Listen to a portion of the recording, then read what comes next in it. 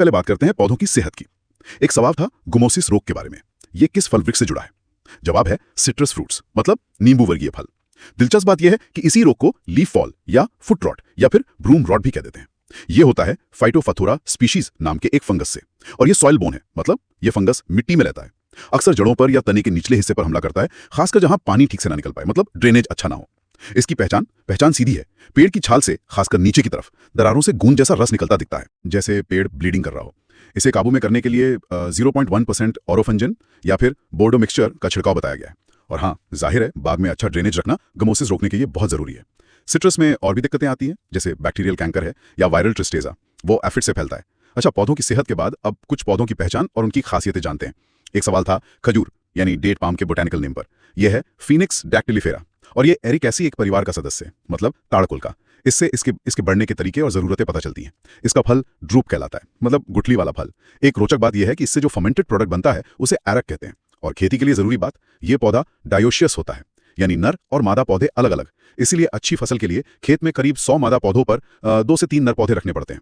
इसके फूलों का गुच्छा जो इन्फ्लोरेसेंस होता है उसे स्पैडिक्स कहते हैं। पहचान की बात चल ही रही है तो एक और औषधीय पौधे का जिक्र था, लिकरिस को और क्या कहते हैं? इसे मुलेठी। हाँ, मुलेठी के नाम से जाना जाता है। इसका बोटैनिकल नेम है ग्लिसराइजा ग्लैब्रा और ये फेबेसी परिवार से है, मटर कुल का। इसे स्वीट रूट भी कहते हैं, बिल्कुल सही। संस्कृत नाम यष्टि मधु भी यही बताता है। यष्टि माने तना और मधु मतलब मीठा। इसमें गजब का मीठापन होता है, पता है? इसका कारण है ग्लिसराइजिन नाम का तत्व। ये तत्व जड़ को चीनी से करीब 5 गुना ज्यादा मीठा बना देता है, और यही ग्लिसराइजिन इसे औषधीय गुण भी देता है, जैसे सूजन कम करना, गले की खराश में राहत देना। इसकी जड़ का जो पीलापन है वो आइसोलिक्रिल नाम के पिगमेंट की वजह से होता है। ठीक है, पौधों को पहचाना, उनके गुण जाने, अब सवाल आता है उन्हें उगाने का, फैलाने का। तो एक सवाल था एयर लेयरिंग तकनीक के बारे में। इसे चाइनीज लेयरिंग, पॉट लेयरिंग, मार्कोटाज या गूटी भी कहते हैं। यह प्रोपगेशन यानी प्रवर्धन की एक बहुत पुरानी विधि है, चीन से आई है। लीची, गुआवा, मैंगो जैसे कई फलों के पेड़ों को व्यावसायिक रूप से फैलाने में यह बहुत काम आती है, खासकर उन किस्मों में जिनके बीज से वैसे पौधे नहीं उगते या जिनकी कटिंग आसानी से जड़ नहीं पकड़ती। इसमें होता क्या है, पौधे से जुड़े हुए ही तने के एक हिस्से की छाल, मतलब गर्डल करके हटा दी जाती है और उसी जगह पर जड़ें निकलने दी जाती हैं। सोचिए, हवा में जड़ें।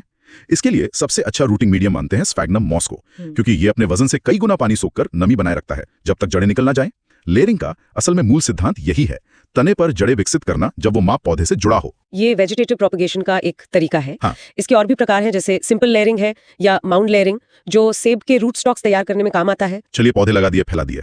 अब बात आती है पानी की, सिंचाई, इरिगेशन। सवाल था कि कौन सी सिंचाई प्रणाली पौधे को उसके कंजम्पटिव यूज के लगभग बराबर पानी देती है। जवाब है ड्रिप इरिगेशन सिस्टम।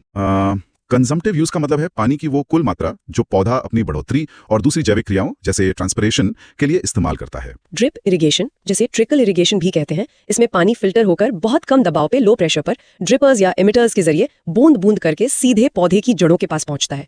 इससे पानी की बर्बादी बहुत कम होती है और पानी ठीक उतना ही मिलता है जितनी पौधे को जरूरत होती है, एक तरह से।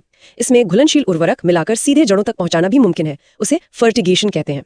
यह पानी बचाने का एक बेहद कारगर तरीका है, खासकर जहां पानी की कमी हो। I got 200 solved agri papers for 398 rupees. Every question has detailed explanations and keynotes.